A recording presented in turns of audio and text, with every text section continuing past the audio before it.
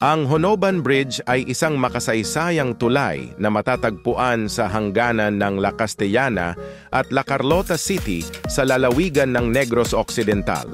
Ito ay isang steel hanging bridge na itinayo upang matugunan ang pangangailangan ng mga residente na makatawid ng ilog ng ligtas, lalo na sa panahon ng malalakas na agos ng tubig. Bukod sa praktikal na gamit nito, ang Honoban Bridge ay naging kilala rin sa larangan ng sining at kultura. Ito ay itinampok sa Netflix movie na Outside, na nagbigay ng pansin sa kagandahan at kahalagahan ng tulay sa lokal na komunidad. Ang pelikulang ito ay nagpakita ng mga tanawin ng tulay at ng mga nakapaligid na lugar na nagbigay inspirasyon sa mga manonood na bisitahin at pahalagahan ang lugar.